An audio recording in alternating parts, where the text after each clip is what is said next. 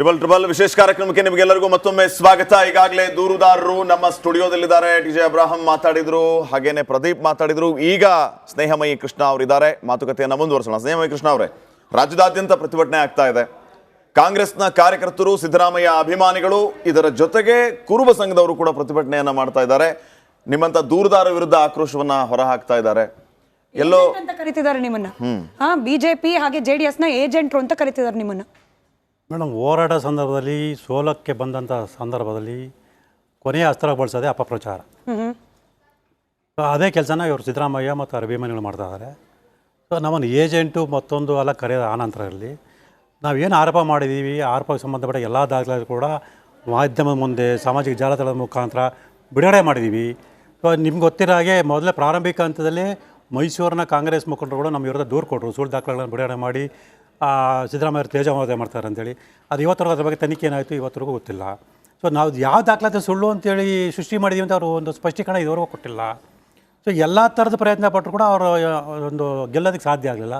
ಹಾಗಾಗಿ ಕೊನೆಯದಾಗಿ ಅಪಪ್ರಚಾರ ಮಾಡಿ ಈ ಥರ ಪ್ರತಿಭಟನೆ ಹೆಸರಲ್ಲಿ ಭಯದ ವಾತಾವರಣ ಉಂಟು ಮಾಡಿ ಆ ಹೋರಾಟವನ್ನು ಹತ್ತಿಕ್ಕೋ ಪ್ರಯತ್ನ ಪಡ್ತಾಯಿದ್ದಾರೆ. ಅವರು ಏನೇ ಪ್ರಯತ್ನ ಪಟ್ಟರು ಕೂಡ ನಮ್ಮ ಹೋರಾಟವನ್ನು ನಾವು ನಿಲ್ಲಿಸೋದಿಲ್ಲ. ನಾವು ಕಾನೂನುಬದ್ಧವಾಗಿ ಹೋರಾಟವನ್ನು ಮುಂದುವರಿಸ್ತೀವಿ. ಸೊ ಅದ್ರಲ್ಲಿ ಜಯ ಗಳಿಸ್ತೀವಿ ಅನ್ನೋ ನಂಬಿಕೆ ನಮಗಿದೆ. ಬೆಳಗ್ಗೆ ಪ್ರದೀಪ್ ಕುಮಾರ್ ಅವ್ರು ಬಂದಿದ್ರು. ಅವ್ರು ಹೇಳ್ತಾ ಇದ್ರು, ನೋಡಿ ಮೂಡಾದಲ್ಲಿ ಇಂಥದ್ದೇ ಸೈಟನ್ನು ನಮಗೆ ಕಾಂಪನ್ಸೇಷನ್ ಕೊಡಿ ಅಂತ ಹೇಳಿ ಸಿದ್ದರಾಮಯ್ಯನವರೇ ಬರೆದಿರುವ ಪತ್ರ ನನ್ನ ಹತ್ರ ಇದೆ. ಈಗಲ್ಲ, ಸೂಕ್ತ ಕಾಲ ಬಂದಾಗ ನಾನು ಅದನ್ನು ಬಿಡುಗಡೆಗೊಳಿಸ್ತೀನಿ, ಅದನ್ನು ವೈಟ್ನರ್ ಹಾಕಿ ತಿದ್ದುಪಡಿ ಮಾಡಿದ್ದಾರೆ. ಈ ರೀತಿಯಾದ ಒಂದಷ್ಟು ಆರೋಪಗಳನ್ನು ಮಾಡಿದ್ರು ಪ್ರದೀಪ್ ಅವರು. ನಿಮ್ಮ ಥರನೇ ದೂರುದಾರರು. ನಿಮ್ಮ ಹತ್ರ ನೀವು ಈ ಹಿಂದೆ ಶಾಸಕರಾಗಿದ್ದ ಸಂದರ್ಭದಲ್ಲಿ ಸಿದ್ದರಾಮಯ್ಯನವರು ಇನ್ಫ್ಲೂಯೆನ್ಸ್ ಮಾಡಿದ ಒಂದು ಲೆಟರ್ನ ಬಿಡುಗಡೆ ಮಾಡಿದ್ರಿ ಕೆಲ ದಿನಗಳ ಹಿಂದೆ. ಅಲ್ಲಿಗೆ ಸಿದ್ದರಾಮಯ್ಯನವರು ಪದೇ ಪದೇ ಹೇಳ್ತಾ ಇದ್ದಿದ್ದು, ನಾನು ರಾಜಕೀಯ ಜೀವನದ ಉದ್ದಕ್ಕೂ ಕೂಡ ಎಲ್ಲೂ ನನಗೆ ಇಂಥದ್ದೇ ಸೈಟ್ ಕೊಡಿ ಅಂತ ಹೇಳಿ ನಾನು ಎಲ್ಲೂ ಹೇಳಿಲ್ಲ, ಪ್ರಸ್ತಾಪ ಮಾಡಿಲ್ಲ. ಅದು ಸುಳ್ಳು ಅನ್ನೋದಕ್ಕೆ ಸಬ್ಸ್ಟ್ಯಾನ್ಷಿಯಲ್ ಆಗಿ ನಿಮ್ಮ ಹತ್ರ ದಾಖಲೆಗಳು ಇವೆಯೇ? ನಿಮ್ಮ ಹತ್ರ ಇರೋ ಜಯನಗರದ್ದು ಈ ವಿಚಾರಕ್ಕೆ ನಾನು ಕೇಳ್ತಿದ್ದೀನಿ. ವಿಜಯನಗರದಲ್ಲಿ ಸೈಟ್ ಪಡೀಲಿಕ್ಕೆ ಇನ್ಫ್ಲೂಯೆನ್ಸ್ ಮಾಡಿದ್ರು ಸಿದ್ದರಾಮಯ್ಯನವರು. ಹೇಗೆ ಪ್ರೂವ್ ಮಾಡ್ತೀರಿ ಇದನ್ನು? ಮೇಡಮ್, ಈ ವಿಚಾರದಲ್ಲಿ ನೇರವಾಗಿ ಅವ್ರ ಪಾತ್ರ ಇಲ್ಲದರೂ ಕೂಡ ಪರೋಕ್ಷವಾಗಿ ಅವ್ರ ಪಾತ್ರ ಇದೆ ಅನ್ನೋದಕ್ಕೆ ಸಾಕಷ್ಟು ಸಾಕ್ಷ್ಯಗಳ ಮಾತ್ರ ಇದೆ.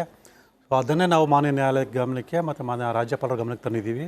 ಸೊ ಅದನ್ನು ಪರಿಗಣಿಸಿಯೇ ಸಿದ್ದರಾಮಯ್ಯವ್ರನ್ನ ಆರೋಪಿಯನ್ನಾಗಿ ಮಾಡಿ ಸೊ ನ್ಯಾಯಾಲಯ ನಮ್ಮ ಅರ್ಜಿಯನ್ನು ಅಂಗೀಕರಿಸಿದೆ.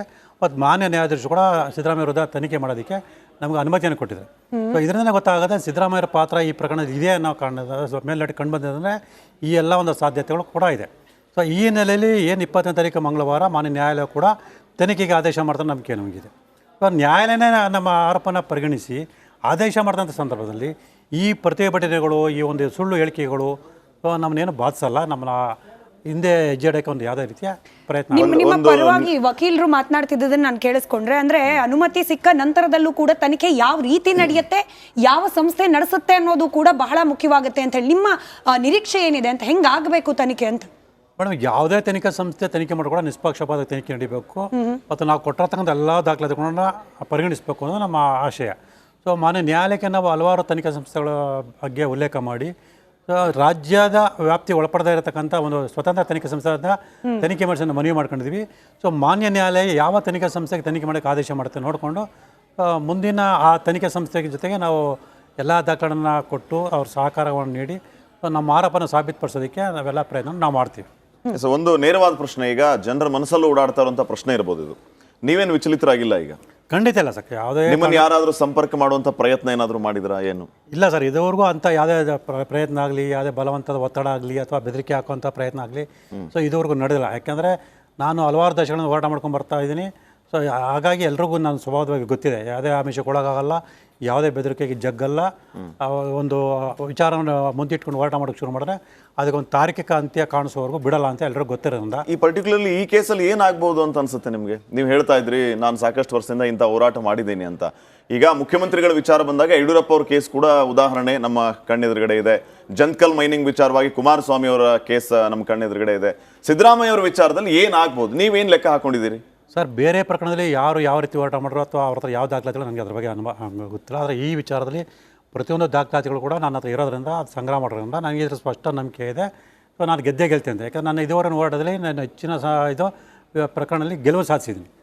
ಅದೇ ಒಂದು ಹಿನ್ನೆಲೆಯಲ್ಲಿ ಇದರಲ್ಲೂ ಕೂಡ ಗೆಲುವು ಸಾಧಿಸಿದ ನಂಬಿಕೆ ನನಗೆ. ಯಾಕೆಂತಂದರೆ ಹೇಳೋದಲ್ಲ, ಮೊದಲನೆಯಿಂದ ಕೊನೆಯವರು ಏನು ಆರೋಪ ಮಾಡಿ ಎಲ್ಲದಕ್ಕೂ ಪೂರಕವಾಗಿ ಇದ್ರ ಚೈನ್ ಲಿಂಕ್ ಅಂತ ಹೇಳ್ತಾರೆ, ಆ ಥರ ಎಲ್ಲದಕ್ಕೂ ಒಂದೊಂದು ಪೂರಕವಾದ ದಾಖಲಾತಿಗಳು ನಮ್ಮ ಹತ್ರ ಇರೋದ್ರಿಂದ ಸೊ ಖಂಡಿತವಾಗ್ಲೂ ಕೂಡ ಈ ಪ್ರಕರಣದಲ್ಲೂ ಕೂಡ ಯಶಸ್ವಿ ಸಾಧನೆ ಆಗ್ತೀನಿ ಅಂತ ನಮ್ಮ ನಂಬಿಕೆ. ಈ ಹಿಂದೆ ಕೇಳಿದ ಪ್ರಶ್ನೆ ಸ್ಮಿತಾ ಅವರು, ಇನ್ ಕೇಸ್ ಸಿದ್ದರಾಮಯ್ಯ ರಾಜೀನಾಮೆ ಕೊಡ್ಲಿಲ್ಲ ಅಂತಂದ್ರೆ ನಿಷ್ಪಕ್ಷಪಾತವಾದ ತನಿಖೆ ಆಗ್ಬೋದು ಅಂತ ನಿರೀಕ್ಷೆ ನೀವು ಮಾಡ್ತೀರಾ? ನೀವು ಹೇಳ್ತಾ ಇದ್ರಿ ರಾಜೀನಾಮೆಯನ್ನ ಕೊಟ್ರೆ ತನಿಖಾಧಿಕಾರಿಗಳ ಮೇಲೆ ಒತ್ತಡ ಇರೋದಿಲ್ಲ, ನಿಷ್ಪಕ್ಷಪಾತವಾಗಿ ತನಿಖೆ ಆಗುತ್ತೆ ಅಂತ ಹೇಳಿ. ರಾಜೀನಾಮೆ ಕೊಡ್ಲಿಲ್ಲ ಅಂತಂದ್ರೆ ಏನ್ ಮಾಡ್ತೀರಿ, ಮುಂದೆ ಏನ್ ಕತೆ ಅಂತ? ಸರ್, ಇಲ್ಲಿ ನಮಗೆ ಎಲ್ಲ ದಾಖಲಾತಿಗಳು ಆಲ್ರೆಡಿ ಇರೋದ್ರಿಂದ ಆ ದಾಖಲಾತಿಗಳ ಒಂದು ಆಧಾರದ ಮೇಲೆ ಒಂದು ತನಿಖೆ ನಡೆಸಬೇಕು ಅನ್ನೋದು ನಮ್ಮ ಒಂದು ಮೊದಲನೇ ಅರ್ಜಿ ಇಟ್ಟಿದೆ ಸರ್. ಸೊ ತನಿಖಾ ಸಂಸ್ಥೆ ಎಲ್ಲ ದಾಖಲಾತಿಗಳನ್ನ ನಾವು ಕೊಡೋದ್ರಿಂದ ಆ ತನಿಖಾ ಸಂಸ್ಥೆ ಖಂಡಿತವಾಗ್ಲೂ ಆ ದಾಖಲೆಗಳನ್ನು ಪರಿಗಣಿಸಲೇಬೇಕಾಗತ್ತೆ. ಸೊ ಅದು ಪರಿಗಣಿಸದೆ ನಮಗೆ ನನ್ನ ಹತ್ರ ಇರೋ ದಾಖಲಾತಿ ಪ್ರಕಾರ ಈ ಪ್ರಭಾವಿ ವ್ಯಕ್ತಿಗಳು ನಾವು ಇಷ್ಟೆಲ್ಲ ಸಾಕ್ಷ್ಯಾಧಾರಗಳು ಕೊಟ್ಟಿದ್ರು ಕೂಡ ಆ ಸುಳ್ಳು ಅಂತೇಳಿ ಬೇರೆ ಅಂತಿಮವರು ಸಲ್ಲಿಸಿದೆ ಸಾಕಷ್ಟು ಉದಾಹರಣೆಗಳಿದೆ. ಆದರೆ ನಾವು ಅದಕ್ಕೆ ಅಷ್ಟಕ್ಕೆ ವಿಚಿತ್ರರಾಗದೆ ಅದು ಸುಳ್ಳಲ್ಲ ನಿಜ ಅಂತೇಳಿ ನಾವು ಆಗಲೇ ಸಾಬೀತುಪಡಿಸಿ ಅಂಥ ಪ್ರಭಾವಿ ವ್ಯಕ್ತಿಗಳನ್ನ ಆರೋಪ ಮಾಡೋ ಉದಾಹರಣೆ ಕೂಡ ನನ್ನ ಹತ್ರ ಇದೆ. ಈಗ ರಾಜ್ಯಕ್ಕೆ ಸಂಬಂಧವಲ್ಲದ ತನಿಖಾ ಸಂಸ್ಥೆಗಳು ತನಿಖೆ ನಡೆಸಲಿ ಅನ್ನುವಂಥ ಮನವಿಯನ್ನು ನೀವು ಮಾಡ್ಕೊಂಡಿದ್ದೀರಿ ಅಂತ. ಈಗ ಈ ಪ್ರಾಸಿಕ್ಯೂಷನ್ನ ವಿಚಾರವಾಗಿ ಸ್ಥಳೀಯ ಪೊಲೀಸರಿಗೆ ತನಿಖೆ ಕೊಟ್ಟರೆ, ಲೋಕಾಯುಕ್ತರಿಗೆ ತನಿಖೆ ಕೊಟ್ಟರೆ, ಅಥವಾ ಇವನ್ SIT ಚಾನ್ಸಸ್ ಇದೆಯಲ್ಲ, ಸ್ಪೆಷಲ್ ಇನ್ವೆಸ್ಟಿಗೇಷನ್ ಟೀಮ್ ಕೂಡ ಮಾಡ್ಬೋದು. ಆ ರೀತಿ SIT ಇಂದ ತನಿಖೆ ಏನಾದರೂ ಆದರೆ ನೀವೇನು ನಿರೀಕ್ಷೆ ಮಾಡ್ತೀರಿ? ನಿಷ್ಪಕ್ಷಪಾತ ತನಿಖೆ ನಿರೀಕ್ಷೆ ಮಾಡ್ತೀರಾ? ಯಾವುದೇ ತನಿಖೆ ಸಂಸ್ಥೆ ಆದರೂ ಕೂಡ ನಾವು ಎಲ್ಲರೂ ಕೂಡ ನಿರೀಕ್ಷೆ ಮಾಡೋದು ನಿಷ್ಪಕ್ಷ ತನಿಖೆ ಮಾಡಲಿ ಅಂತಾನೆ. ಸೊ ಈಗಾಗಲೇ ಹೇಳಿದಾಗ ನಿಷ್ಪಕ್ಷಪಾತ ತನಿಖೆ ನಡೆಸದೆ ಅಥವಾ ನಮ್ಮ ದಾಖಲೆಯನ್ನು ಪರಿಗಣಿಸದೆ ಸುಳ್ಳು ಅಂತಿಮ ವರದಿಯನ್ನು ಸಲ್ಲಿಸೋರು ಕೂಡ ನಮ್ಮ ಹತ್ರ ಇರೋ ದಾಖಲಾತಿಗಳನ್ನು ಮಾನ್ಯ ನ್ಯಾಯಾಲಯಕ್ಕೆ ಹಾಜರುಪಡಿಸಿ ನ್ಯಾಯಾಲಯದ ಆರೋಪ ಸಾಬೀತುಪಡಿಸೋ ಹಕ್ಕು ಕೂಡ ನಮಗಿದೆ, ಕಾನೂನಲ್ಲಿ ಅವಕಾಶ ಕೂಡ ಇದೆ. ಆ ಅವಕಾಶನ ಬಳಸ್ಕೊಂಡು ನಮ್ಮ ಆರೋಪನ ಖಂಡಿತವಾಗಿ ಸಾಬೀತುಪಡಿಸ್ತೀವಿ, ಏನು ತಪ್ಪಿದ ಶಿಕ್ಷೆ ಕೊಡಿಸ್ತೀವಿ, ಏನು ನಮ್ಮದು ಹೋರಾಟ ಇದೆ ಅದಕ್ಕೆ ಒಂದು ತಾರ್ಕಿಕ ಅಂತ ಕಾಣಿಸ್ತೀವಿ. ಶಿಕ್ಷೆ ಅಂದ್ರೆ ಏನಾಗಬೇಕು?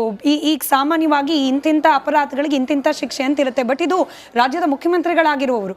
ಶಿಕ್ಷೆ ಅಂದ್ರೆ ಏನು? ಕೇವಲ ಅವರು ಮುಖ್ಯಮಂತ್ರಿಗಳ ಪದವಿಯಿಂದ ಕೆಳಗಿಳಿದ್ರೆ ಮಾತ್ರನಾ, ಅಥವಾ ಈ ಸೈಟ್ ವಿಚಾರಕ್ಕೆ ಬ್ರಹ್ಮಾಂಡ ಭ್ರಷ್ಟಾಚಾರ ಅಂತ ಹೇಳಿ ಆರೋಪ ಕೇಳೋಕೆ ಸಿಗ್ತಾ ಇದೆ, ಇದಕ್ಕೆ ಶಿಕ್ಷೆ ಅಂತ ಏನಾಗಬೇಕು ಅಂತ? ನಾವು ಇಲ್ಲಿ ಭ್ರಷ್ಟಾಚಾರದ ಜೊತೆಗೆ ಹಲವಾರು ಕಾನೂನಾತ್ಮಕ ಇದರಲ್ಲಿ ಅಪರಾಧ ಕೃತ್ಯ ಮಾಡಿದ್ರೆ ಅಂತ ನಾವು ಆರೋಪ ಮಾಡಿದ್ವಿ. IPC ಅಥವಾ BNS ಏನಂತ ಬಂದಿದೆ ಅದ್ರ ಪ್ರಕಾರ ಅಪರಾಧ ಕೃತ್ಯ ಮಾಡಿದ್ರೆ ಆ ಒಂದು ಕಲಂಗಳು ನೋಡಿದಾಗ ಸುಮಾರು 7 ವರ್ಷದವರೆಗಿನ ಶಿಕ್ಷೆ ಕೊಡುವಂತ ಸಾಧ್ಯತೆ ಇದೆ. ಅಂದ್ರೆ ಸಿದ್ದರಾಮಯ್ಯನವರು 7 ವರ್ಷ ಜೈಲಿಗೆ ಹೋಗ್ಬೇಕಾಗುತ್ತೆ. ಹೌದು, ಸಿದ್ದರಾಮಯ್ಯ ಅವ್ರ ಹೆಂಡತಿ ಶ್ರೀಮತಿ ಪಾರ್ವತಿ ಮತ್ತು ಬಾಮಯ್ಯ ಮಲ್ಲಿಕಾರ್ಜುನ ಸ್ವಾಮಿ, ಮತ್ತು ಮಲ್ಲಿಕಾರ್ಜುನ ಸ್ವಾಮಿಗೆ ನಿವೇಶನ ಜಮೀನು ಮಾರಾಟ ಮಾಡಿದೆ ಅಂತ ಹೇಳೋ ವ್ಯಕ್ತಿ ದೇವರಾಜ್ ಅವರಿಗೆ ಮತ್ತು ಇವರಿಗೆ ಸಹಕರಿಸಿರ್ತಕ್ಕಂಥ ಇತರ ವ್ಯಕ್ತಿಗಳು ಕೂಡ ಶಿಕ್ಷೆ ಆಗುತ್ತೆ. ಖಂಡಿತವಲ್ಲ, ಸಿದ್ದರಾಮಯ್ಯನವರು, ಅವರ ಪತ್ನಿ, ಬಾಮೈದ ಎಲ್ಲರೂ ಜೈಲಿಗೆ ಹೋಗ್ಬೇಕಾಗುತ್ತೆ. ಖಂಡಿತ. ಅಲ್ಲಿವರೆಗೂ ನಿಮ್ಮ ಹೋರಾಟ ಅಚಲವಾಗಿರುತ್ತೆ? ಖಂಡಿತವಾಗಿ ಇರುತ್ತೆ. ಇದರ ಹಿಂದೆ ಹೆಜ್ಜೆ ಇಡೋ ಪ್ರಶ್ನೆನೇ ಇಲ್ಲ. ಒಂದು ಅಪ್ಡೇಟ್ ಬ್ರೇಕಿಂಗ್ ಬರ್ತಾ ಇದೆ, ಗಮನಿಸೋಣ. CM ಸಿದ್ದರಾಮಯ್ಯನವರ ಪರ ಸೀನಿಯರ್ ಕೌನ್ಸಿಲ್ ವಾದ ಮಂಡನೆಗೆ ಸಿದ್ಧತೆ. ಹಿರಿಯ ವಕೀಲರಾದ ಅಭಿಷೇಕ್ ಮನು ಸಿಂಘವಿ ಮುಖ್ಯಮಂತ್ರಿಗಳ ಪರ ವಕೀಲರಿಂದ ನಾಳೆ ಹೈಕೋರ್ಟ್ಗೆ ಅರ್ಜಿ ಸಲ್ಲಿಕೆಯಂತೆ. ರಾಜ್ಯಪಾಲರ ಪ್ರಾಸಿಕ್ಯೂಷನ್ ಅನುಮತಿಗೆ ತಡೆ ಕೋರಿ ಮನವಿ. ಇವತ್ತು ರಾತ್ರಿಯೇ ಅಭಿಷೇಕ್ ಮನು ಸಿಂಘವಿ ರಾಜ್ಯಕ್ಕೆ ಆಗಮಿಸುವ ಸಾಧ್ಯತೆ ಇದೆ. ನಿರೀಕ್ಷಿತ ಬೆಳಗ್ಗೆ 9 ಗಂಟೆಗೆ ಈ ಸುದ್ದಿಯನ್ನು ನಾವು ಬ್ರೇಕ್ ಮಾಡಿದ್ವಿ. ಕಪಿಲ್ ಸಿಬಲ್, ಅಭಿಷೇಕ್ ಮನು ಸಿಂಘವಿ ಅಂತಹ ಹಿರಿಯ ವಕೀಲರ ಸಹಾಯವನ್ನು ಪಡೆದುಕೊಳ್ಳಲಿದ್ದಾರೆ ಸಿದ್ದರಾಮಯ್ಯನವರು. ಇಲ್ಲಿ ಕೇವಲ